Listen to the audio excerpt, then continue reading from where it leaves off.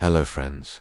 In March 2003, the FBI arrested 44-year-old Andrew Carlssin. Newspapers reported that this man was extraordinarily lucky. In the history of stock markets, he had earned like no other. He invested $800 and within 2 weeks, it turned into $350 million. The FBI suspected that he was running a scam, that he was an insider trader. When Andrew was questioned, he answered that he was a time traveler. He claimed that he was a traveler from 250 years in the future, and that he knew how the stocks would perform, so he invested in them, and got the extraordinary result. The FBI was surprised at this.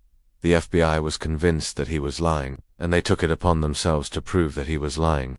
When they investigated some more, they found that before December 2002, there was no record of Carlssin. Even more surprising was that on 3rd April, Carlssin had to appear in court for his bail hearing, but he had disappeared, never to be found again. Was he really a time traveler? Is it really possible to travel through time? Or is it only fiction for novels and films? In today's video, let's understand the concept of time traveling scientifically. Great. Are you talking about a time machine? You know the rules of time jumps, right? Time travel, a concept that has been explored since the early 1900s. I have no idea, but when we're talking about time travel here, either it's all a joke or none of it. In 1895, writer H.G. Wells wrote his groundbreaking novel The Time Machine. It was after this that the phrase time machine became popular, a machine that can take you into the future as well as the past. With it you can travel through time. Although this novel was fiction, a science fiction novel, but several philosophers and physicists were inspired by it. Not only were serious research papers written on time travel, but many films were also made. If we think about it, the exact way time travel takes place can be used to classify it into different types. First, let's use sci-fi films. To understand this concept better, time travel can be of many different kinds. The first is the one-way travel to the future. You travel to the future and you can't return. It is one-sided time travel. An example of this is when a time traveler traveled to the future, but his family members and other people keep on aging when he meets them again. Some had even died. The second way is instantaneous time jumping. A person can jump from one point in time to another instantly using a time machine. This was shown in a film where characters jump through time instantly. The third way can be when the time traveler stands still, and it is time that is moving around the traveler. This was shown in a film where a character uses a device to manipulate time. The fourth is slow time travel. As shown in a 2004 film, the time traveler gets inside a box. With every minute he spends in the box, he goes back into the time by a minute. So if he wanted to go back a day, he had to remain in the box for a day. The fifth is traveling at the speed of light to travel through time. This was shown in a film where a character flew faster than the speed of light, and travels back in time. The question is, among all these concepts of time travel, which way is actually possible today, in real life? Which way may be possible in the future, and which way is completely unscientific and will never be possible? Don't be surprised. You might think that all of these are rubbish, science fiction, and can't be possible. That's not true. Some of these are actually possible to do, even today. Broadly speaking, there can be two types of time travel. One is to travel into the future, and the other is to go back into the past. Let's talk about traveling to the future first. The scientific explanations and theories of traveling to the future are derived from Albert Einstein's theory of special relativity. The concept of time dilation was introduced by Einstein. Before Einstein, it was believed that time is constant. Whether you're on Earth, or on Mars, or near a black hole, time was believed to be something that was constant. One of the most famous mathematicians and physicists in the world, Isaac Newton, was the one to say this. In his opinion, regardless of the speed with which you're traveling through space, regardless of the position, the flow of time would be constant. Albert Einstein was the first person to refute this. He said that Newton was wrong. Time isn't constant. He claimed that time was like a river. Like water flows in a river. Sometimes it slows down. Sometimes the flow of the river speeds up. Similarly, the flow of time. Sometimes it slows down and sometimes it picks up the pace, depending upon speed and gravity. Yup, you heard it right. Einstein had said that time can actually be sped up and slowed down if the speed and gravitational force could be changed. This is known as time dilation. The way that your pupils dilate. Similarly, time dilates to when the speed of the object increases, or if an object is subjected to an increased gravitational force. How had Einstein actually discovered this? We can talk about this in some other video. It's a long explanation. It took me days to understand that. so I won't go into that explanation. Basically, time dilation can be done in two ways. The first is with speed. If you are sitting in an object that is going very fast, like an aeroplane or a spacecraft, the faster something goes, the more would time slow down for it, relative to a person who isn't going as fast. If I have to explain it with a practical example, suppose you have two clocks. I keep one clock with me and put it on the ground, and I send the other clock with you on an aeroplane. The aeroplane goes around the Earth once and lands back. If we then compare the two clocks though, the clocks showed the same time initially, but now the clock that you took with you on the aeroplane, the time it shows would be some nanoseconds behind the other. The two clocks wouldn't show the same time, because one clock was traveling at a higher speed. It's subjected to kinematic time dilation. I'm not making this up. There was an experiment in 1971. Atomic clocks were used, because time was to be measured precisely, and it was seen that the clock that was in the aeroplane, the time it showed was behind that of the other clock. This was known as the Hafele-Keating Experiment. This had proved Einstein's theory of time dilation. It doesn't mean that time is actually slowing down for the clock, the one on the aeroplane. Rather, it means that time is relative. If we observe the clock on the aeroplane from the ground, time slows down in our relation. Because we're seeing it, time is slowing down. For a person on the aeroplane, and the clock on the aeroplane, for it, time would continue to move as it did. Theoretically speaking, if we could build a rocket that travels at the speed of light, and you get in that rocket, you remain in that rocket for 10 years traveling at that speed, and then you return to Earth, the time that you see on Earth would be 9,000 years later. Simply speaking, if you want to travel into the future, you can already do it now. It is scientifically possible to do so today. The only problem is that there isn't an aircraft that travels at this speed. You can get to the speed of light, but with improvements in technology, we can build more such aircraft and spaceships that can fly faster. It would slowly become possible. For now, Gennady Padalka, a Russian astronaut, is credited with the most time travel into the future. It's because he remained in space the longest, 879 days, and he was traveling at the speed of 28,000 kilometers per hour in space. Accordingly, he has traveled 0.02 seconds into the future. In comparison to the people on Earth, he is 0.02 seconds younger, with which we can travel so fast that we can travel through time significantly in the future. Don't be upset, because there's another way of time dilation as laid down by Einstein, by using gravitational force. Similar to time dilation with speed, gravitational force leads to time dilation too. More the gravity, more would be the time dilation. The time dilation that takes place because of gravity. To visualize it, Einstein asked us to imagine a fabric of spacetime. Imagine a mesh, like shown in this photo, and put balls on it. You can think of these balls as planetary objects. The heavier a ball would be, the more this mesh would get wrapped. The more mass in the ball, in the planetary object, the more would be its gravitational force.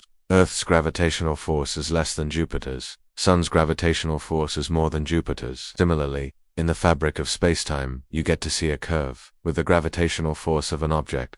The closer you get to an object with a high gravitational force, the more would you feel time slow down.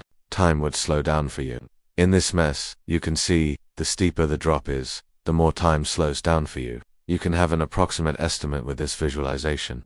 This basically means that if you want to travel through time in the future, spend some time near Jupiter, or around the Sun, or near an object that has even more gravitational force, like a black hole. If you spend some time near a black hole, time would pass you by slowly. This is the same concept shown in a film if you remember. The main character in it lands on a planet near a black hole, and each hour he spends there, it's 7 years for the people not on the planet. That was the amount of time dilation in that film because of the black hole. It is a scientifically accurate depiction. It will actually happen like so. But whether someone can survive being that close to a black hole is unknown. It's said that black holes are the heaviest objects in the universe. It's also said that light starts bending around black holes. This was considered to be purely theoretical, but 3 years ago, a telescope clicked the first picture of a black hole and proved it. On the 10th of April 2019, the Event Horizon telescope clicked this picture. This photo went viral on the internet, because this is the first rendered visual image of a black hole. Anyway, if we get back to time travel, I told you 2 ways of traveling into the future. The first is to travel at a high speed, and the second is to get very close to a gravitational object with a high gravity and a high mass. Practically speaking, I would like to give you another example of this. The GPS satellites that keep revolving around the Earth. at a high speed. They are farther than Earth's gravity than compared to us. That's why we get to see time dilation, in both senses, in the GPS satellites. And the scientists need to keep rectifying the time calculations on those satellites because of this time dilation. If they don't rectify the clocks on the satellites, then the time on those clocks and those on Earth will differ. There would be problems with GPS communication. Interestingly, friends, there is a third way of time traveling in the future, cryosleep. It has been shown in many films too. There was a recent film you might remember. People were traveling on a spacecraft. They were frozen. They were in cryosleep in it for months and years. Humans are put into a condition where they don't age. They remain asleep. It's science fiction. But in reality, NASA is trying to develop a stasis chamber. In it, astronauts would be kept in a state of mild hypothermia, in a cold environment. In it, astronauts would be able to sleep continuously for 2 weeks. A hibernation of sorts. The concept behind it is that when a body is kept cool, the chemical reactions in the body would slow down to quite an extent. This would lead to energy conservation in the body and would slow down aging. There was a case in Japan related to this. An injured man survived 24 hours without food or water when his body went into a hibernation of sorts. The temperature of that man's body was only 22 degrees Celsius. Normally, if a human body is this cold for a long time, it may lead to death. But by chance, I don't know with what miracle, not only did this man survive, but he also made a full recovery from that mode, after his body was discovered by someone else. Medical reports claimed that there was no permanent damage to his body. His organs had slowed down and his brain was unharmed too. Cryosleep is something which may be developed in the future, by NASA or some other space agency. We'll have to wait and watch. But you would have noticed one thing. All the ways I talked about till now were of time travel into the future. What about the past? Can we travel into the past, realistically? I sort of told you one of the ways to do it, in the video on the James Webb Telescope. As of now, we can't travel into the past, but we can get a glimpse of the past, because it takes a significant time for light to travel from one place to another, even with how fast light travels. If we talk about distance in light years, it takes years for light to travel to some places. So if we could get somewhere before the light reaches there, and then look back at the approaching light, the light would be from the past. That is how we can see the past. I explained it in detail in that video. You can watch it to understand. This was getting a glimpse of the past. Can we actually travel through time into the past? On the 28th of June 2009, world-famous physicist Stephen Hawking hosted a party at the University of Cambridge. There were balloons and champagne at the party, but what was special about the party was that, though everyone was invited, no one attended. Stephen Hawking had hosted this party for time travelers. If a time traveler was visiting our timeline from the future, they were welcome at this party. This comedic experiment was conducted to prove that it isn't possible to travel to the past. Had this been possible, we would see future time travelers all around us. Where are the travelers traveling to the past? Why don't we meet them? Theoretically speaking, Einstein's theory of relativity doesn't disprove time travel to the past. Einstein had said that in the mesh of space-time, if a gravitational force is put on it that is so heavy that the object falls through the mesh, it would create a wormhole. We can use that wormhole to travel into the past. It's said that to do this, we'd need an extremely powerful gravitational field, similar to the one of a black hole. Perhaps a spinning black hole can generate so much gravitational field that it bends the curvature of the space-time back on itself. It would create a close time-like curve known as CTC. You can try to understand it through this diagram. You can try to imagine it. Nobel Prize-winning physicist Kip Thorne believes that small wormholes get created and then disappear in space all the time, but they are really small, smaller than atoms, and if we want to travel through them, we would need to open them up somehow. It would take a lot of energy to expand them. Not only normal energy, but we would need negative energy also. Negative energy is a kind of anti-gravitational energy that would repel the fabric of space-time, like the same poles of magnets repel one another. Negative energy would work in the same way to repel it. This would make it possible to keep the wormhole for a long while, and to travel through it. How would this negative energy be harvested? How would it be created? It's something to think about. This is purely theoretical for now, but it is a theory by a Nobel Prize-winning scientist, so it holds a lot of weight. With this, you may think that it might be theoretically possible to travel to the past. But when we talk about traveling to the past, there are a lot of hurdles. There are major obstacles for us. I'm talking about paradoxes such as the grandfather paradox. The paradox goes like this. Suppose I go to the past while time traveling. and I kill my great-grandfather. If he dies, how would I be born? If my great-grandfather died, I shouldn't be alive. And if I was never born, I never existed. How could I have gone to the past and killed him? How do you explain this? This is a paradox. Either I'm alive or I'm not. This goes against logic. There are some theories to explain this, such as the theory of multiverse. The theory claims that what happened once was in one universe, but when you travel back in time and change something, it would create a new universe, creating a multiverse. So there are multiple universes with different things happening related to this. There's another paradox, the predestination paradox.